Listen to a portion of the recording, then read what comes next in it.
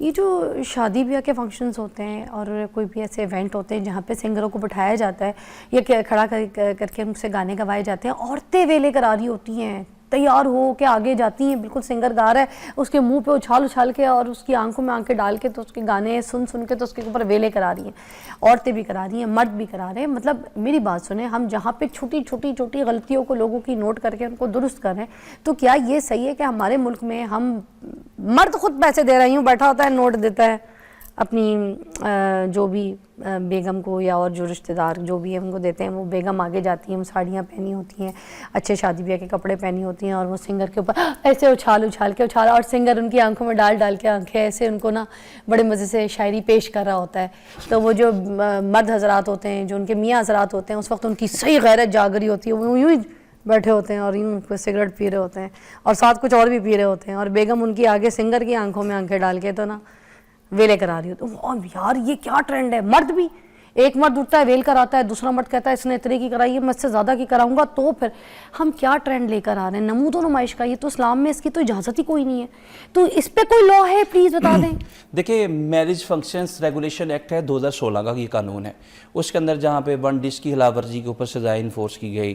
جہاں پہ اس کے اندر جو ہے 10 بجے کی ٹائمنگ کے حوالے سے، پھر وہاں پہ سیکشن 3 موجود ہے، سیکشن 3 کے اندر ان تمام چیزوں کو ممنوع قرار دیا، ریسٹرکشن امپیڈمنٹس امپوز کی گئی ہیں، قدغنیں لگائی گئی ہیں کن چیزوں کے اوپر کہ آپ سر عام بری کہتے ہیں یا وری کہتے ہیں، واٹ ایور جو ورڈ آپ یوز کرتے ہیں اردو کے اندر، کہ آپ جو جہیز کو ڈوری آرٹیکلس کو دکھاتے ہیں۔ پرانے وقتوں میں رسوم و رواجات پائی جاتی تھی کہ سٹیج پہ کھڑے ہو کے یہاں خواتین کے اندر کہ میں نے اپنی بیٹی کو یہ دیا واٹ ایور جو بھی ڈریسز دیے، یہ گولڈ دیا، اس کے اوپر قدغن لگائی گئی ہے کہ پبلکلی یہ نہیں کی جائے گی جو آپ نے لفظ استعمال کیا نمود و نمائش، چونکہ یہ نمود و نمائش کے زمرے میں آتی ہے، اور جو ایک غریب انسان ہے جس نے اپنی بیٹی کے لیے وہی خواب سجائے ہیں، جس کے لیے اس کی بیٹی جو ہے ملکہ بھی ہے، جس کے لیے اس کی بیٹی رانی بھی ہے، اس کے سر کا تاج بھی ہے، وہ بھی وہی خواب سجایا ہے، لیکن جون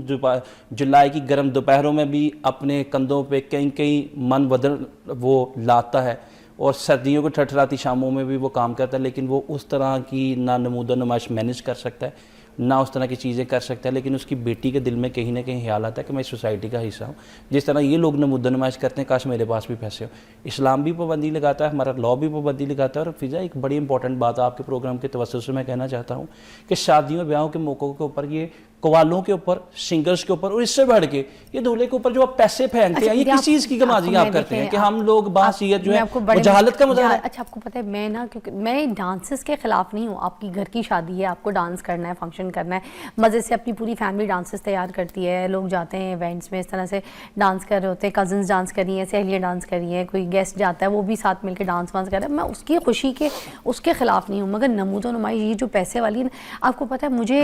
یہ ویل کیا ہوتی ہے اس کے بارے میں پتہ ہی کوئی نہیں تھا، یہ مجھے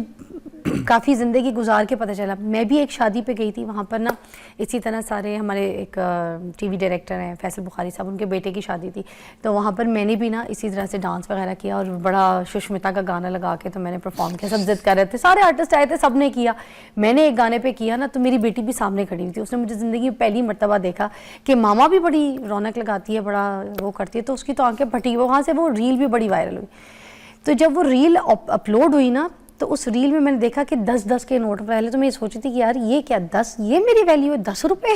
باقی کی تو جو میں ریلیں دیکھتی ہوں اس میں ڈالر ہوتے ہیں، میں نے کہا میرے اوپر 10 روپے۔ بعد میں مجھے کسی نے بتایا ہے، سنگر ہی کوئی برادران تھے، وہ کہتے ہیں بھائی اس کو کہتے ہیں ویلے، باجی جب آپ بھی دیکھیں سنگنگ کر رہی ہیں آپ نے، جب ابھی فنکشن کرنے ہیں نا باجی تو یہی ویلے چاہیے ہمیں، یہ ویلوں کا ہی تو کام ہے۔ ایک سنگر نے بھی بولا بہت بڑے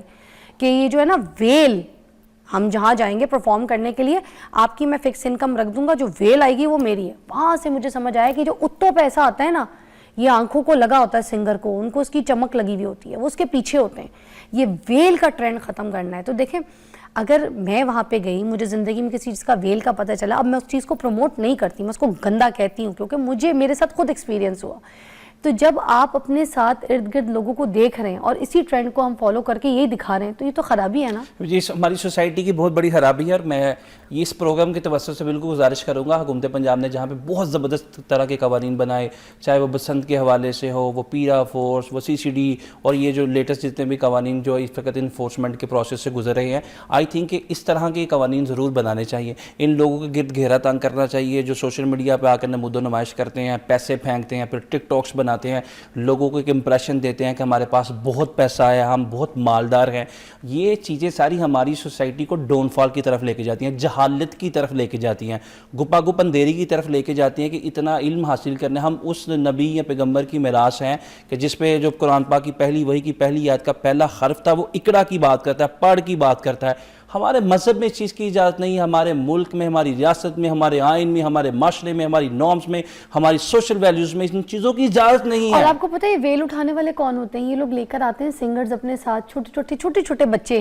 اسکولوں کے 10 12 سال کے بچے جو کہ چائلڈ لیبل کے ذمہ میں آتے ہیں. ہاں, اور وہ نا زمین پہ بچھے پڑے ہوتے ہیں پیسے اٹھانے کے لیے. اور میں آپ کو سیریسلی میں کیا کہوں کہ بچوں کو آپ لوگوں نے بنا دیا چکنائزر, پیسہ اٹھا رہے ہیں ویل کا. تو خدا کے لیے یہ آپ یوتھ کو سکھا رہے ہیں, یہ آپ اپنی قوم کو سکھا رہے ہیں. پلیز اگر کوئی ایسی حرکتیں آپ لوگ کرتے ہیں اپنی غلطی کو سدھاریں, اس چیز سے نکلیں, یہ گند ہے. اور اگر اس کو لا آ جائے, میں ریکویسٹ کرتی ہوں, تو پھر یہ سارا معاشرہ ٹھیک ہو جائے گا, اس ویل والا سسٹم یہ ختم ہو جائے گا. تھینک یو سو مچ, بہت بہت شکریہ. اور اینڈ میں ایک اور 2 بات کرنی تھی مجھے جو رہ گئی میری, مگر آپ تھوڑا سا اس پہ بھی چھیڑ دیں. جو ٹک ٹاکر وکیل نکلے ہوئے ہیں نا,